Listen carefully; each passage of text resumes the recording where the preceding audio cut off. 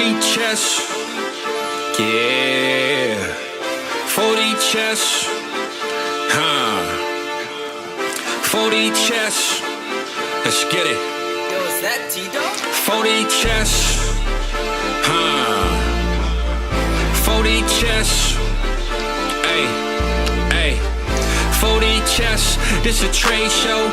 Patreon where the trades go. Tap in and watch. That's what you came for. Ain't gotta say my name. They know my name, bro. What's good, man? We got McNutted in ATM. Always start off the show with a trade from them. You should always make sure that your trade is in Patreon. Why not be a Patreon? Know you wish you could spend every day with them. Tap in and say what you gonna say with them. South Harmon can fill up a stadium. Next time you log in, make sure that you bring a friend. We about to kick off, let the day begin. Go follow the socials. 40 chess FF is posted. If your trade is an F, you get roasted. Go like and subscribe for the crew. Apple, Spotify, and the YouTube. You know Cooper got the walk too. Let us give you a walkthrough. 40 chess. This is 40 chess.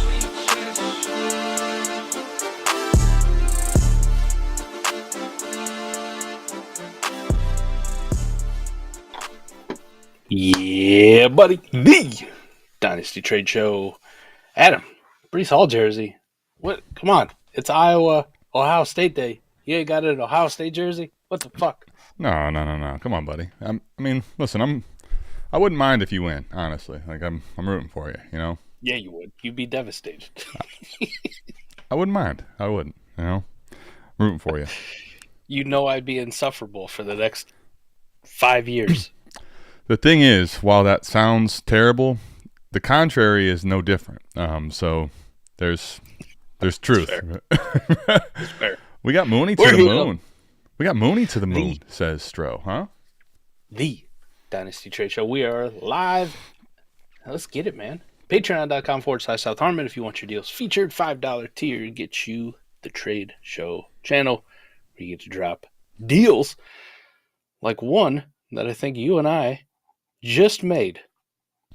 Hot off the press, buddy. Hot off the press. Speaking of which, hot off the press, you got to love seeing on this type of a day, Mike, still the Ohio State gear just behind the Iowa hats. You just take a little peek around the corner there. If you want a signed JSN jersey or something of that ilk, go check out Signed Shit. You may not be able to pick exactly what you get, but if you win one of those box breaks, buddy, it's lotto time, you know? You win something really good. You get some nice shit. Adam, I should have covered that one up today, you know? Yeah, I had a feeling you didn't, so I was just kind of waiting for exactly what I got right there, you know? So speaking of which, let's see what we got behind the curtain. Let's let people see, you know? A little peek. We got nothing to hide. I got nothing to hide. Let's go. Here you go, buddy. Shit worldwide. Wide. The first word in ATM and McNutted trades. Mike, what do you think here? Obviously, for those that don't know, this is a league where I'm attempting to come out of a rebuild. We'll see. Mike has been holding down the game winner, the first place prize in this league. I'm going to see if I can, fill the shoes of the old one McNutted. And I still have actually my own first and second. So I have, and maybe even one other second. So you're getting your picks back here. Right now as it sits, you're outside of the playoff picture, but right in the mix of potentially going into the playoffs as it stands. However, you're of the mindset, obviously with this trade, let me get my picks back and let me control going back down to the bottom of the, what do you got here? Oh, waving the white flag. I love that. Waving the white flag. You know what? That right there it should be clipped. Iowa people in an Iowa jersey and hat waving the white flag. That is about as good as it gets on a day like today, buddy. You know. Add it up. Waving the white flag. Done. So you're sending me Kyron Williams, Brian Robinson, Austin Eckler. In return, you're getting your first, second back as well as Jalen Polk. Just before. Just to let everyone know, or you tell people where you really stand. This looks like, if you just go years past or times past, Kyron Williams, someone you dunked on, Brian Robinson, someone you dunked on. At least give them a little love before you send them away here. Yeah, they were nice to have, right? They were part of a championship squad for multiple years. Felt good. But thank you for your service, white flag. It wasn't happening for me this year. I got a bunch of injuries. My team was older. The QB2 spot is a clusterfuck for this team. Like I was lying to myself if this was like, I'm going to compete. I'd try to compete the best I could this year because Adam had my first and my second. I don't want to give him a gift. But now that Adam's on the come up, and Adam definitely recognizes I'm on the come down. No Diddy. No Diddy on that one. We make good trade partners, man. Like, what? All right, listen, you need some pieces. You need some best ball bodies. You need some running back difference makers. Come to the old crusty, gross squad. You take this stuff. I just really want my picks back, and if you could toss me a Jalen Polk, I thank you. I got to load up, son. Time to load up, huh? Well, Mike, with that said, I'm curious what you think. Let's say you're a contender. Remove yourself for a second try to remove your bias from it, okay? If you're on a contending team or a team that's trying to make the push into contending, count out for a second that the first and second are yours that you can drive to the bottom. Like, what would you be willing to send away at the moment right now for Kyron Williams in a best ball start 13 like this? Every week that goes on, he makes me more and more look like a giant asshole. All the Blake Corum love, and Kyron's gonna lose his job. He's just up there producing. We want to talk about WARP? Guaranteed Kyron Williams is up there. Yeah. Pretty much no matter what league you pull up. So, listen, if you're just trying to break this trade down, Adam, like, how much can you leverage somebody like myself, to do you really want your first back? We talk about it. And most fish you can. But I would have done anything in my fucking power just to just make the playoffs, to make this fucking thing just shitty enough for you. Sure. Just to stick you with it. But in this case, it's like, all right, we both recognize I really want that first back. You really want a warp difference maker in Kyron Williams. Let's make the deal. The first and the Kyron thing probably cancel out right now. Like, where you go, I'm good enough sending this away. The rest is just like a little bit of juice. Brian Robinson's been playing really well. Austin Eckler is just kind of a nice best ball dart piece, especially with B-Rob hurt right now, out for a week or so. So Yep. The Jalen Polk thing, I don't know. We both like him as a prospect, but how many times has he made your lineup this year, Adam? I guarantee it's 0. Yeah. He hasn't done fuck. So, yeah, I think for both of us it made a lot of sense. What was interesting is the initial trade I sent you I thought was actually slightly better, but you must really be in on this Tucker Kraft thing because that's what it was involved in there. Yeah, well, a little bit. I also think I think right now the Keenan Allen just name is a little bit how do you want to put it? Just Gotcha. way over the skis as far as what people might think. I don't think as far as moving him in a trade, he's very inflexible, I feel as though. And the thing about Tucker Kraft is, as much as I hate warp, and as much as I do hate the tight end position, as you can see via warp, I don't actually hate warp for those wanting to miscount my steps. The tight end position, Mike, to me in this league especially, is complete turd burgers. I mean, the whole thing is absolutely worthless. I'm just telling you, Mike, though, in my opinion still, while that is the case, a name like Tucker Kraft, of all the pieces that were in that deal, I think at the wrong time or right time will move for most of the others, more than the other stuff. So it was kind of like, while I like the idea of it, I felt very like I think the reason I wanted to keep the Tucker Kraft side on my team, I feel like I can move that still in a piece down the road because I still have other assets that are younger and appeal to other people. Get Tucker Kraft as a individual piece in a deal with a first or a second or other players that might move the needle. I feel like a lot of these other players are just going to stay on my team.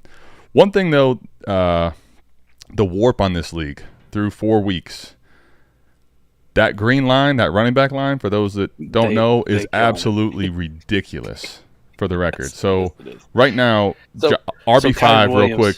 Well, I was just saying RB5 right now is JT, Mike. At this point in, that is equal. He's basically exactly equal with Jaden Daniels or with Nico Collins. So right now there's 5 running backs that are basically at or ahead of any other position in this game at warp. So you give me Kyron right now and you give me B-Rob right now.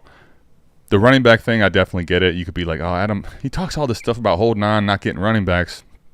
And it's the case, but in this type of a league, when I see this type of a warp line, Mike, for those that also want to know, like Kenneth Walker right now, RB12, Tony Pollard, RB14. These guys are as valuable still as top 5 wide receivers and QBs. So this is a league where I'm a little more willing to go ahead and load up on 3 running backs at this point. Of the top 10 warp players, Kyron Williams is number 10, by the way. 6 of them are running backs. That's 60% of the top. Is that good? Does that mean running backs score a lot of points? 60% of the time, it's running backs every time. But you look at the top 20. It's 11 running backs in the top 20, taking up half, a little over half. It's running back scoring in this league, especially just with the way the quarterbacks have been down, the wide receivers is, and the way the scoring was already set in this league, and the best ball and the whole format. Man, this is why I love warp in this one, because it's like, yeah. And if you're a team right now, Adam, I mean, we're 4 weeks in, about to go into week 5. You're sitting right now in the playoffs on the come up. Now feels like a real good time just to be like, let me go get the positions that actually matter.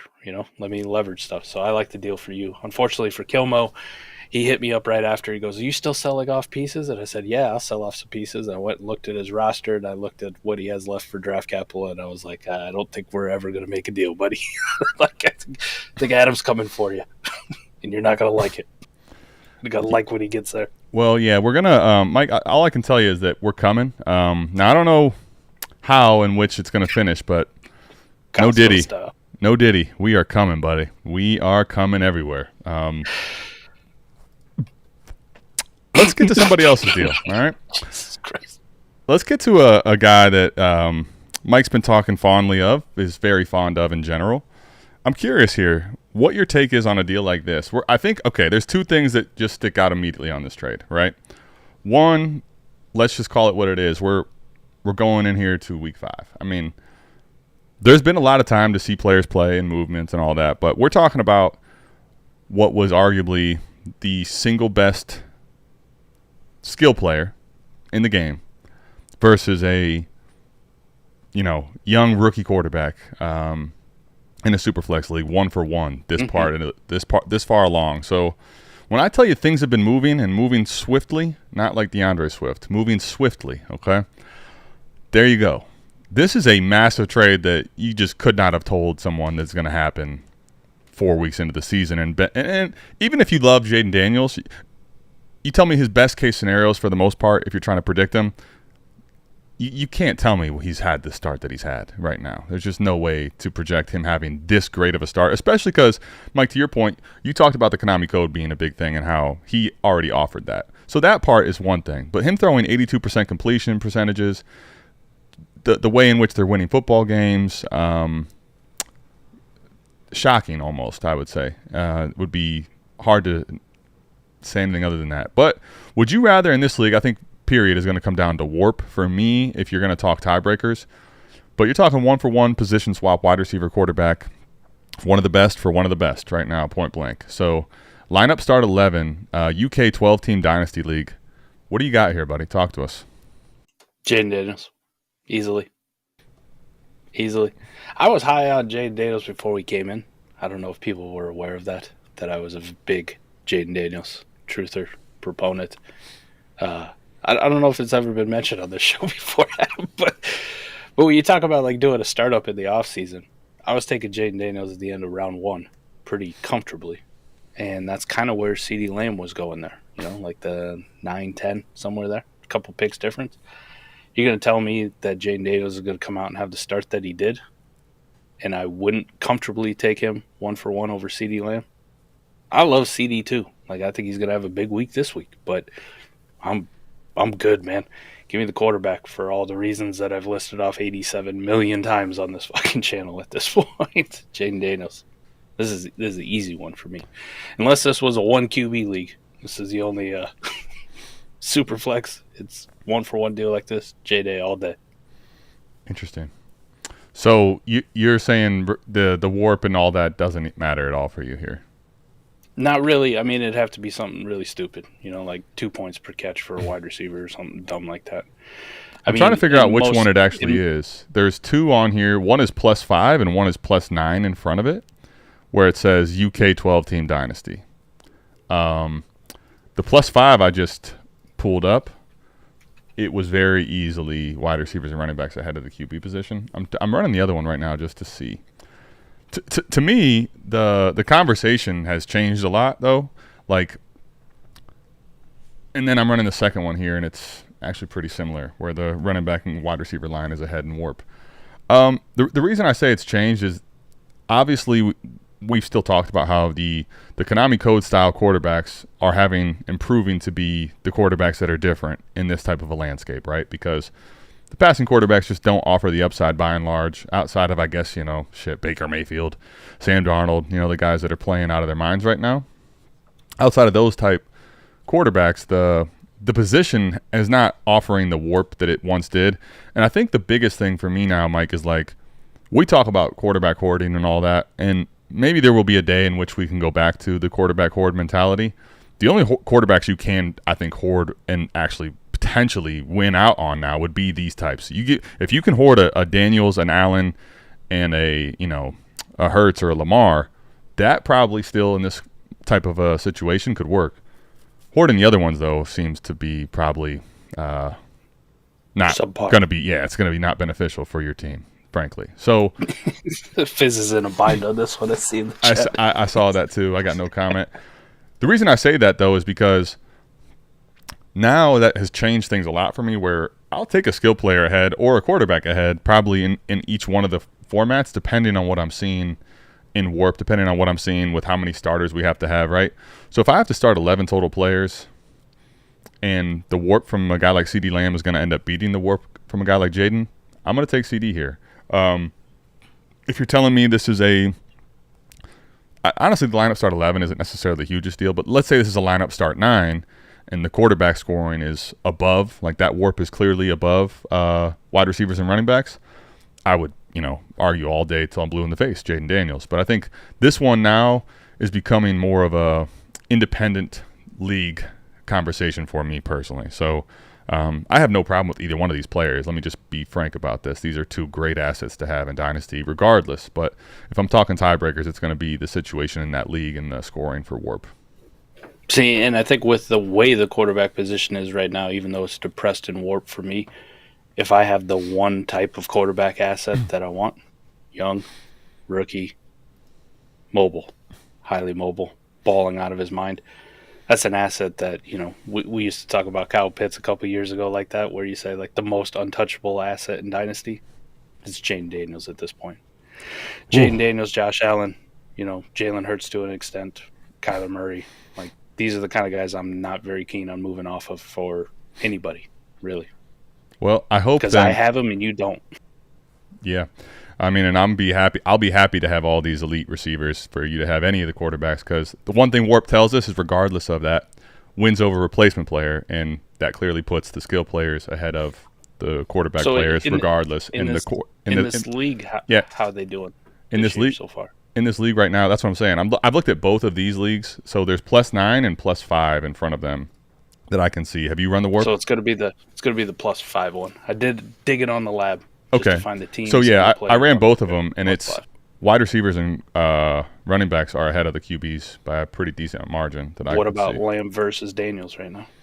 Where's that? Lamb versus Daniels 4 games in individually. Yeah. I think right now probably Daniels is ahead. Actually, I would imagine. I don't know if that's the case. Do you want to take that bet? You want to take that bet with this type of warp line for the rest of the season? Yes. That he'll beat CeeDee Lamb? Yes. I'll take that bet. Whatever you want to put on it, honestly. Mortgage, house, if the lines look this different, yes. if the lines look this different, the odds of any quarterback beating the receivers is just going to come down to someone having a him type season and him type performance that is not very much sustainable to bet on. The difference in these lines is pretty drastic in my estimation. And if you look, it doesn't matter what you have, whether it's 1, 5, 10. It's such a big difference. Where, for the record, Jaden Daniels and Baker Mayfield, same thing. Jaden Daniels and Sam Darnold, Jordan Love, same thing. So, yeah, I'll take CeeDee Lamb here. Pretty. Not even having a discussion easily. Great move, Jake. Jake Robo, way to go, buddy. You're exactly what we want, man. More fish. Let's go. Put them on the rail. I need more bait this time of year. You do Jake like that. Yeah, we need more bait. Come on. I want more of these fish in here. Speaking of fish, let's go to the Shark Tank, Appreciate you, Fizzle, giving us the clear distinguishing factor. Mike and I pick a side. Fizzle just says nothing. So put your nuts on the line, Fizz. Come on. We need you here. 12-team, 2-quarterback, 2-tight end, PPR with a .25 points per carry. That's a big part of it there. Best ball start 12, Shark Tank. Going into the season with these two guys healthy, Rashee Rice and Isaiah Pacheco, I don't think we're having much of a discussion here. I love Gibbs. But I'm not doing a 2-for-1 for those two dudes when they're healthy. However, they are not healthy, and those days are long past. Pacheco, at this rate, I think the part for me with Pacheco in particular is he plays the position which I value the short term. So for the short term, he's not playing. And then when he comes back off of this type of injury, I personally am not going to project him just to come back and look great and be the, take over the backfield and give you warp like he did in the past. I get definitely getting a guy like Rashee Rice, though, if you're rebuilding. But, Mike, here's the other thing. I probably lean Gibbs already in this 2-for-1. I feel like that $250 fab, I don't know what the total fab is, but that seems like a little extra juice piece that I'm quite happy to get in a trade like this, frankly. This is a weird trade on timing, right? So, yeah. Adam, if we talked before the season with this league context, right? We didn't really know what the Rice thing was. We were like, okay, we were optimistic about it. Pacheco, we were high on. Gibbs, obviously, we were high on. So if this trade gets done made before the season, Adam, we're probably both saying, best ball, I'll probably take the 2-for-1. I'll take the 2 shots versus the 1. You know what I mean? That's how I kind of want to build. You asked about this trade 3 weeks ago with Rashee Rice playing, Isaiah Pacheco healthy. It's like, Jesus, this is a smash for the Rashee Rice. Yeah, because, even then. I love Gibbs, but Jesus, fuck, this is easy. Yeah, because you could I'll take Pacheco for $250 if you're telling me, right now, Gibbs and Rice would probably in that type of a scenario cancel out, or you could even lean Rashee Rice the way he was playing. I wouldn't fight you even then. So there you go. Yep. But now we're talking about something completely different, right? Wildly different. And Panty Hamsters, what a name. Lets Mr. Wonderful off the hook here too. 2 guys not playing for him on a competing team, and he's just like, here you go. Well, take Jahmyr Gibbs. And you think about it too, right? The reason that 250 is so juicy is all right, you got a best ball roster where you're starting 12, Mike. So inherently, every player that's not playing, killing you, absolutely killing you. And then let's see. He says, Zach says he could not figure out Super Chat, so he sent me a Venmo instead. It's all right, Zach. That will work. I'll get your question up. Don't worry. What I was gonna say though was on this note here, if you have empty roster spots which are not able to go in, that really hurts in a best ball start 12. So now if you have 2 of those that are actual dead weight, while they do have dynasty value, that's really suboptimal for your scoring in best ball. Now you clean here, Mike. Let's clean those. Let's wipe those clean. Let's give you a real healthy prize piece running back and a .25 points per carry. But then let's give you the flexibility of all this monetary value that doesn't have to be a roster spot to help you also wipe that slate clean. So it's just, I don't know, man. It feels like Mr. Wonderful got this guy. When you're in a pinch, typically someone makes you feel the squeeze a little bit. They squeeze it out of you. This feels like the leverage was completely misunderstood from a specific side here, in my personal estimation. I get doing a trade like this, but it feels like you could have finagled something much different. The second that's just chilling on Mr. Wonderful's roster, let me get that man off here. Sure. I'm rebuilding. I need that second. Shit, I'll even give you 300 here for that. But give me something like that, right? Right. Yes. Yeah, you kind of bailed him out here. Good for Mr. Wonderful, though. I like to see the moves, man. Heady dude. Ain't no squad. Getting off 2 injured dudes. Getting that fab in a best ball league, too. I'm going to assume, let's just comfortably assume that's probably 25% of the budget, right? Yeah, for sure. So here's what he has. He has flexing a bit, 12 teams start 10, 4-point passing touchdown with a half tight end premium. He sold Herbert and Keon Coleman for Fields and JSN. He is flexing. That's flex worthy. 4-point passing touchdown. Fields over Herbert by quite a bit. He's 6-point passing touchdown. Any passing touchdown, I want Fields over Herbert right now. But the Keon JSN thing is like, oh my God, that was dirt. That was filthy. That was a sumo wrestler type move. Is Shane Waldron going back to Seattle to run that offense? Is that what's going to happen? Yikes. I don't want that to happen, but I want the Mr. Wonderful side of this trade. All right, Mike, here is the deal, which on the thumbnail, we want to talk about a Fields price check. If you're going to get Justin Fields and Stephon Diggs, 12-team Superflex, full PPR, with a full tight end premium, 0.25 points per carry. We're starting 14. This is the shit Shavage league. Kyle Pitts had a nice game yesterday. But, again, this is the same conversation that we've kind of had about the tight end position. To me, like, the higher these tight end premiums start getting, you listen to me a year or two ago, I would have told you I'm just dead wrong now at this point. Back then, where the high tight end premium is great. These are things I want to have more of these tight ends. I'll tell you now, I'm like, the higher the tight end premium, the less I want to have these guys, because there's probably a market value that's just so incorrect on what they're going to give you points per game wise, warp wise. Like, I'm trying to figure out how in the hell I have this value discussion, because to me, Fields is worth it first in this league. Diggs is, I think, probably close. Maybe not quite. So if you want to tell me Diggs is worth like 2 seconds or a second and second and a third feels light even. And I know his shelf life could be very short here, but like, he's also fucking smashing right now, dude, and attached to CJ Stroud. So I'll take some of the short shelf life, That's okay. Listen, do you guys buy fruit? Yeah, you know it's going to spoil, but you still eat it. I mean, come on. Like, does everything have to be fucking, something that lasts on the shelf for a year? No. And if it's bananas, even when they turn black, my wife uses them for banana bread. But yeah, there you go. Good. You got another use of it. Let's get some banana bread Stephon Diggs in here. I mean, yeah. I'm just Bread Diggs. This is even more letting someone off the hook, dude. This is crazy, bro. Diggs in this league, top 50 WARP player so far through the season. Justin Fields, definitely top 50 WARP player.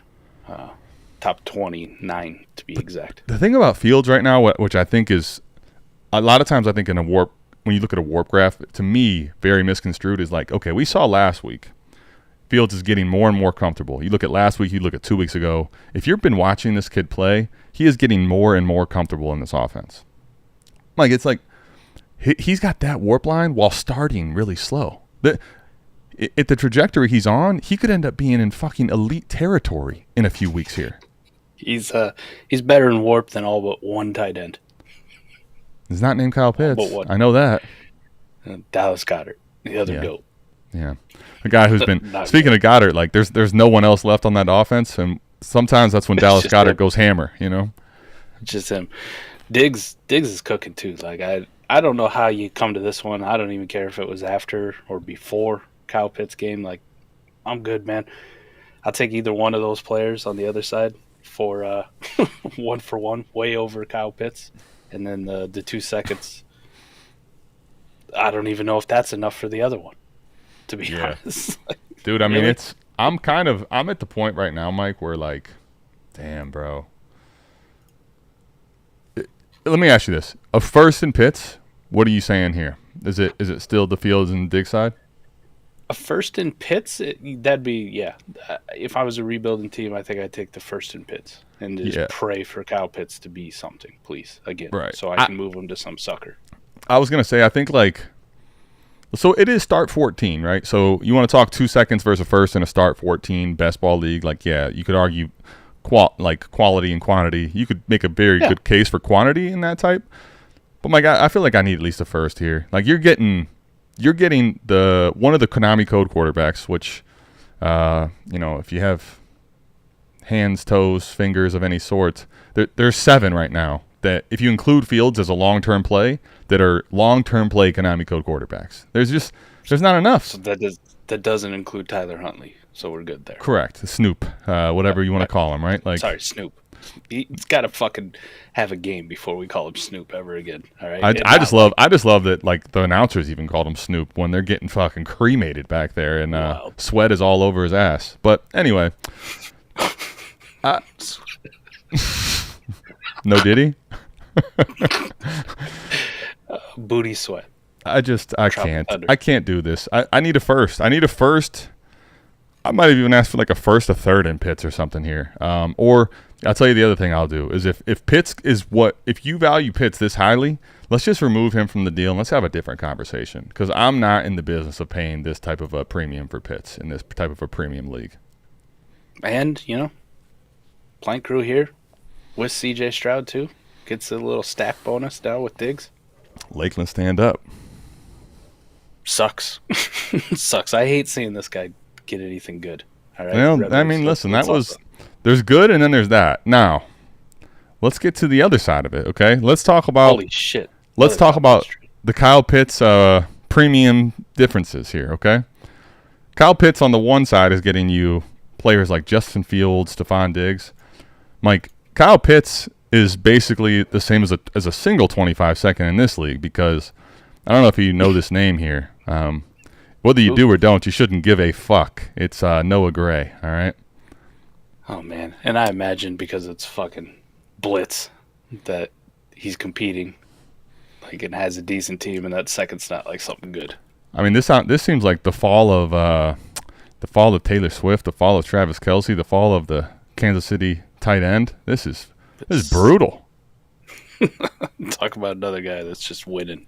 Damn. Like I will say, like in general, I'm kind of in this way over what people probably are comfortable with liquidating the tight ends. I feel like market wise, I'd be willing to fuck around and find out here on the second. Give me Pitts. Yeah, for Noah Gray and mid to late second. Like, but the thing is though, like if it's not Kyle Pitts, I feel like Kyle Pitts, right or wrong, has a different type of a market than he should. So if it's someone else, I might just take the second. But Kyle Pitts, I go back a single trade ago, and I can show you where he has some market value. To me, I'm willing to find out based on the market value here of Kyle Pitts. Find a game like he's coming off of last Thursday, 88 yards. He has a few nice catches. No. He shows you little signs, and then boom, here. Now I can go cash in for more. So it's a heavy tight end premium too, and start two tight ends. Like, I mean, that's heavy. That's heavy. I mean, it even makes shitty tight ends like Kyle Pitts relevant. Like Thursday night's game was probably pretty good in that league. I would he didn't imagine. score a touchdown because he's like adverse to scoring fantasy points sometimes. Black bananas, I swear is what he asked, man. It's crazy in here today. Yeah, you better come correct. We ain't fucking around in here, Yeah, the Blitz killed this one, man. I don't need a whole lot of warp or in-depth analysis on this one. Matty Jones, man. Would you trade Laporta and Javonte for Kraft, Bigsby, and a 25 first? Laporta and Javonte?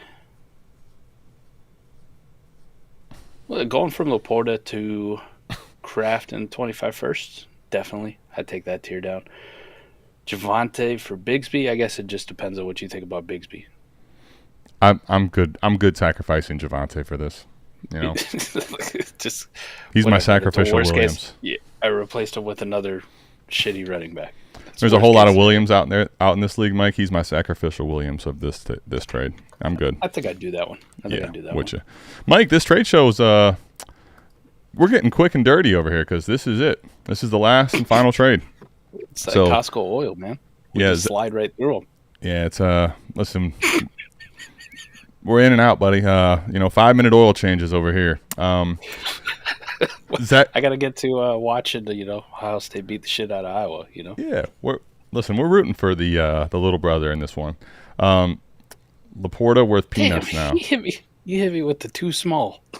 Sorry, I should have waited till we left. I apologize. Too soon. D Light 9 and Drew Smitty. By the way, Mike, that's a nice little Drew Smitty pick right there. If you know, you know what that is. Baker, Jamar, Bijan. For Kyler Murray, Puka Nacua, a 25 first, and another 25 first. Tossing the third here just because. When you start breaking this down, Mike, I look at this a few different things. I think the first thing I want to talk about, because there's a lot to discuss here, What are you thinking of Bijan right now? Where is Bijan market wise in the game, and then how off is that from what he's given us, and when should we expect a change if we should? I'm not expecting a whole hell of a lot of a change. He's got extreme amounts of talent, Adam. That's no question. But he hit a dead leg. He hit a dead leg the other night. Just like okay, that's cool. Okay, but how'd that warp finish? When the thing is, Mike, there was a few times in that game where I'm kind of like, all right, like we might see Bijan actually have one of those games where he scores here. Yeah. But then you look at the end. This game went to extra innings, if you want to call it that, right? We got extra time in this game. The Falcons got the ball in extra time. Kirk throws for 500 fucking yards. And what does Bijan do? He gives us a fucking clunker. Like, I don't know. I feel like sometimes, every now and again, especially at the running back position now, unfortunately, you got to just kind of call it. What I'm seeing clearly is Bijan has a ton of talent. But right now, I don't have enough time to wait for this to pop in points right now. It's not happening. It's not happening. This is a short shelf life position. Yeah. Listen, this is pretty easily the other side. Yeah. Sorry, Drew Smitty. Like, well, I want the other side. Because I was going to say, what's the difference between Jamar and Puka right now? I'll take Puka in one of those first. Like, that's a good one. Like, I'm a guy who's a little bit more cool on Puka too, with the injury and just kind of the Rams situation as a whole. Sure. Like, I don't think he's super elite. Like, I think he's fine, but I don't know. Fucking first in Puka is enough for me to probably come off Chase. Like, if you really want to do it, I'll just play the first game. Yeah. I don't know how I justify the rest of it because I'm taking Kyler way over Baker, even though Baker's performing right now. Adam, Kyler Murray is one of those, what do you want to call him, the Magnificent Seven? Yeah, right. No, he is. I mean, little or not, small or not, whatever you think of him, he's one of them dudes that we've seen that little guy take off and scurry. You know, them little feet get to moving fast. I'm with Kyler on this one. I'm with you. I will say though, Baker, it's kind of amazing. Dub. He's of the guys that are tossing the pigskin, not running for it. It's like every single week that it doesn't look. It's starting to not look fluky. Like he's just kind of defying the odds. I'm willing to bet against him though. I'm with you. I have no choice at this point. He's already gone. He's not a Brown anymore. Like I'm betting against him. Thursday game was very weird. I mean, he had the 3 touchdown passes, which we all like, but it was 180 yards, 189 yards, or whatever the fuck it was. Yeah. In a game where, like you said, for everything that we just knocked Bijan for, a game that was up-tempo, high-scoring, goes to overtime, the other quarterback's throwing for 500 yards, and you're like, how the fuck Baker only throw for... This game was weird because he played pretty well. It's just the way the chips kind of fell. Like, wait a minute. Right. One guy had 500. The other guy had less than 2. It's a lot of yard differences there. I think we score points with those. What's going on here? No, I still take Kyler over Baker. And then, the first and the third, I already got a little bit of a dub there for the Kyler Baker thing. I'll take that for Bijan. I guess here was the thing, though, right? If you just told me right now that you want to lean Kyler over Baker, I definitely would get that. I think it's more than lean. But let's just say, Mike, because the reason I say this, if you told me Puka in a first for Jamar and then Kyler and Baker, you just say that on its own was like worthwhile. It's Bijan in a third left for the first, right? Bijan is left for the first and the third, which I think for a lot of people, even now with how he's underperforming, feels super light on a Bijan player. So I think that's where I'm with you. I want the Kyler, Puka, and the 2 first here. But I will say in like a lineup start 10, one of the things about this deal, it seems like, is a guy like Jamar Chase is asset-wise probably extremely hard to get. And I think that's why you end up getting the pieces that you did on that other side. Because to acquire a guy like Jamar, you gotta come correct, man. You got to come correct if you want Jamar in a fucking lineup start 10 here like this, you know? Think about it from the D-Light side, too.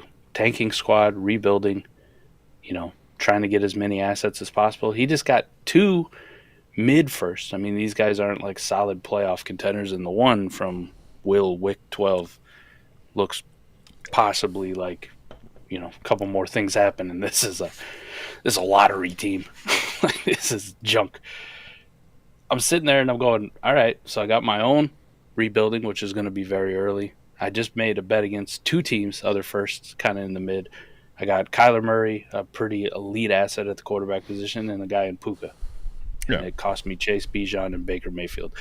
I'm okay multiplying my assets for that. Like, I really am. Like, I think this is a well-crafted rebuilding trade.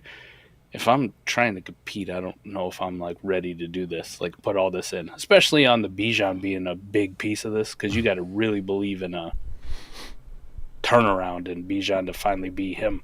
Let me ask you this, though. Let's say the quarterbacks get removed from this deal.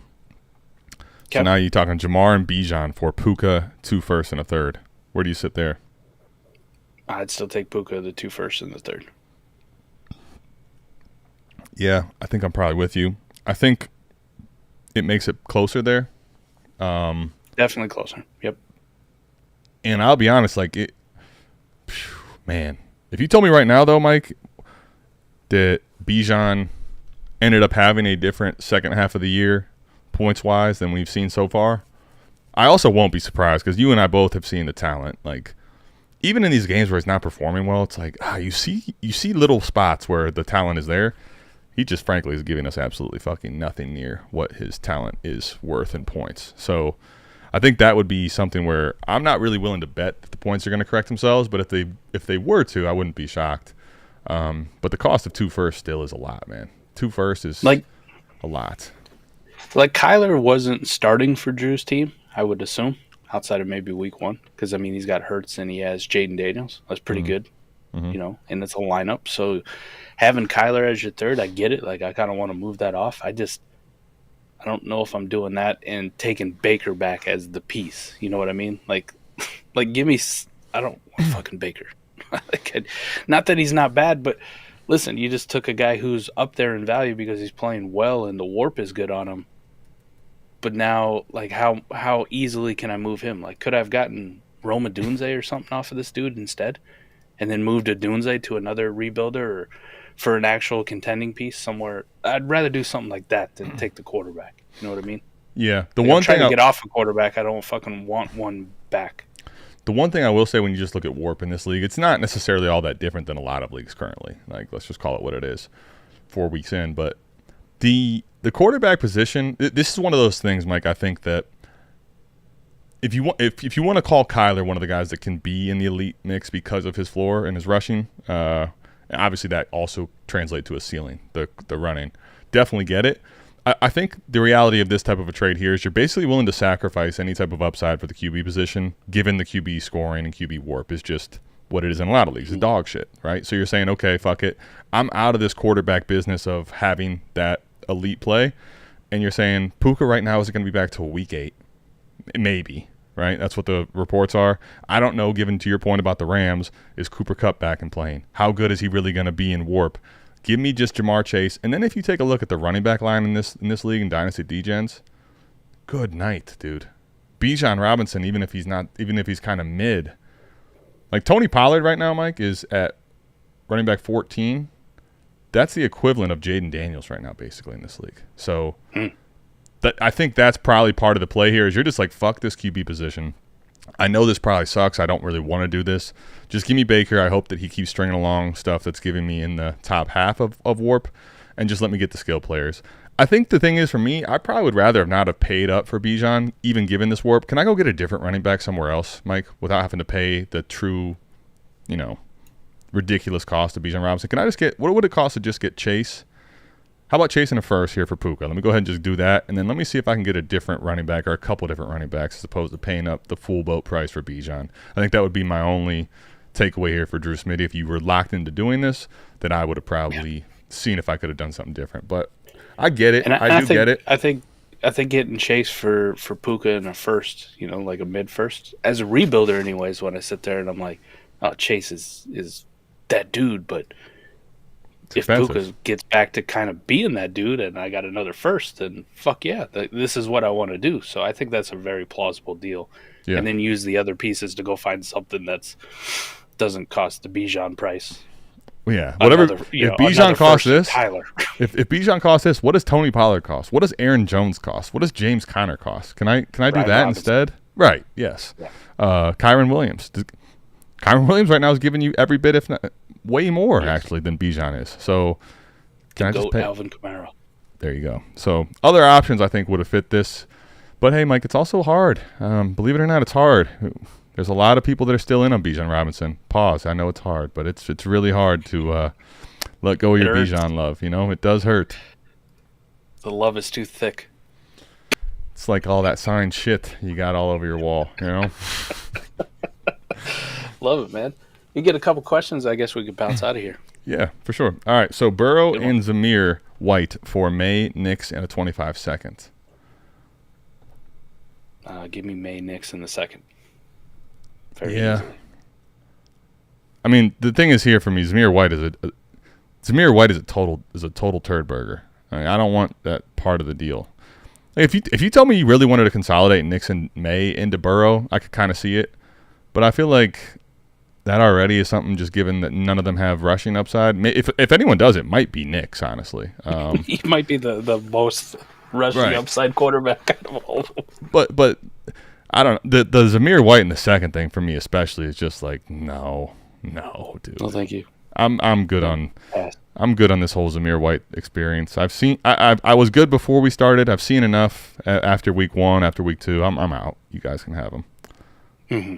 So yeah, I don't know, if you really wanted to consolidate it here, I'm definitely dropping that second in Zamir White. Fuck that shit. All right, what else we got here? We had a couple other questions, I think. Here's one. I accepted Dalton and Higgins for Fields and Russell Wilson. So is that Andy Dalton and T Higgins? Did I get the W? 12-team Superflex PPR lineups. Lineup start 8.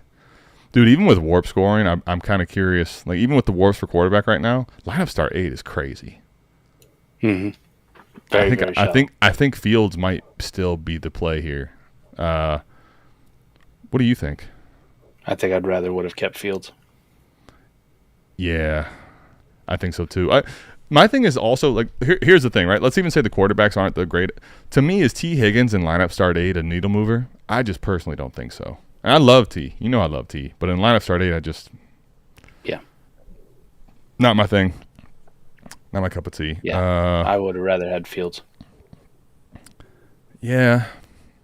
I don't know. Because I also call me biased, call me crazy, a Browns fan. I've seen this whole Mr. September thing, the red rifle. I've seen it kind of come and collapse before. So that's the other part of it here. It's different this time, Adam. You know, they always tell you it's different this time. Well, of course. This is Andy Dalton's. Now he's going to be a Hall of Famer. Traded Marvin Harrison Jr. for Rice and Puka. Marv. Man, I get it. I don't think I could do it, though. Nope. Like, if I'm rebuilding and I got Marv, I just don't think I can quite do this. I know it sounds crazy because Puka and Rice, given Rice was healthy 2 weeks ago, was like, holy shit, that's a nice little haul. But I don't know. Rice out for the whole season. I think I want Marv here. The Marv thing's kind of fun to talk about, right? Because Neighbors has been so good and Jaden Daniels has been so good. Marv is getting no limelight. Marv has went from the piece that you'll never be able to acquire to quietly just this little rookie. You know, no one's thinking about it anymore. The Marv thing is fucking interesting, man, because in most ridiculous. leagues, if you look, that's a top 15 option at the wide receiver position in Warp. Most leagues. As a fucking rookie. It's like, no one gives a fuck. No one gives a fuck. I'd be over the moon if you told me that was what Marv was going to be in the offseason. Like, oh, man, I might reconsider taking Jaden Daniels so high. So Roland I didn't. consequently asked then, what are we doing with Rice if we have him? Well, you're hoping that one of those Marv owners will give you that type of a deal. You know, you're hoping to find someone that will let you get out on an elite price. I think the play with Rice is to package him with a player and try to get close to that elite price with the package that you're sending. Right? There was a trade. What was the trade on the trade show here? Let me pull it up. It was Pacheco and Rice. There you go, Pacheco and Rice. Right? Can I give you another name that is hurt? The Puka one was the question here, right? Like, if I can package another name with Rice, I feel like you can trick some people. I feel like you can play a little trickster game. You know, I think that's the play. Yeah. Or because Adunze's playing not that great in this Shane Waldron offense. Like, can I just move him straight up? Because I like the upside of Adunze with a lot less risks of the Rashee Rice situation. There you go. That? Yep. There you go. 14 team, start 11, Mike. 1.5 tight end premium. Give neighbors. Oh, you better be getting the whole world. Pickens, 2 early, mid 25 first. Let's just say mid to be safe. Pickens and 2 earlies, I'm in. Pickens and 2 mids, I don't know that I'm in. 14 team makes it a little bit more interesting because the depth gets a lot more spread out, right? Where George Pickens becomes a bigger piece because you're like, yep. A lot of dudes ain't going to be starting a George Pickens in their wide receiver 3 spot. You know what I mean? It's a 3-for-1 in a 14 team, so that is definitely interesting. But, like, let's say this was 106 and 108 and Pickens. It gets a little tougher. Yeah, it gets a little bit shittier. I mean, I guess that's where, like, Xavier, this is probably up to you and your discretion. Because if this ends up being that mid to, like, mid, very mid picks in 14 team, I feel like I might have just – here's the thing. Even if that wins out for you long-term, that's a better play, right, for your lineup and all that. I feel like I left some of this hysteria on the bone, dude, to trade this away for this. You know what I mean? As crazy as it sounds, this guy is off to a start that we've never seen before. His dynasty value is something we've never seen before. So I don't want to give it away for a trade that I've very clearly seen before. Like, I've seen – elite players go for this before, but Marv just isn't that right now, and let alone a guy like Neighbors. I'll say this: it's the right process play for sure. But if you didn't want to go with the process, you wanted to go with your heart, don't feel bad if you tell them fuck off. The part to me is you have to have your discretion on the end part. When you say let's just say mid to be safe, like if there's a real scenario where you think these are truly middling or somehow one of these fucking teams sneaks in the playoffs, nah. But if you think there's a 70% chance that those end up being top 4, at least one of them ends up being top 4, I think that's where I think that moves the needle for me entirely. Like if you tell me that I have a chance to get a Tet McMillan and another first and a fucking Pickens, I'm in. Yeah. But I'm not doing it unless I have a chance of one of these at least getting into that elite player group in this 25 class. Tet McMillan, Ashton GT, George Pickens. Okay, fine. You got me. Sure. But if I don't get that, no. This is Mike, Marv has been passed by leaps and bounds by this kid named Malik Neighbors right now. Like, it's nuts. Yeah. Buried. Speaking of which, facial hair is elite here. You know what, Bradley? I wasn't going to get out of here, but that is about as – you can't beat a comment like that, Mike. You know? You can't beat it. Mike, it looks so much better since I got it trimmed too. Like, you know, I got all that. I think that all that. What is it? The Manscaped. Speaking of Manscaped, let's talk about it, buddy. Here, let's get a nice little sign off. Go get it, because I think what did you get? The cocoa butter, the conditioner, you know, for the beard. Leave-in conditioner. Yeah, like it's nice and soft, man. It used to feel like a Brillo pad of pubes. Right. Now it's. Look at him. Look how much he's grown up now. This shit's all cleaned up. You can caress it. Yeah, I'm with you. Like a big boy.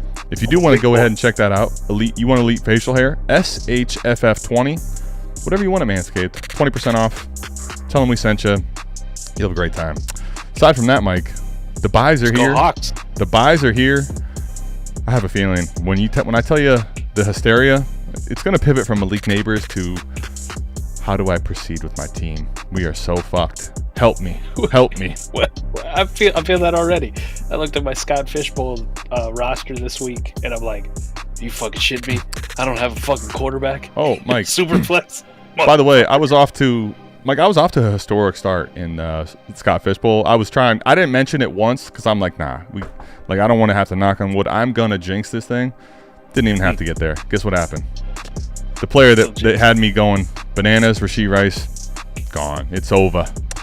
It is over. Scott Fishbowl this year, there's a good amount of starters.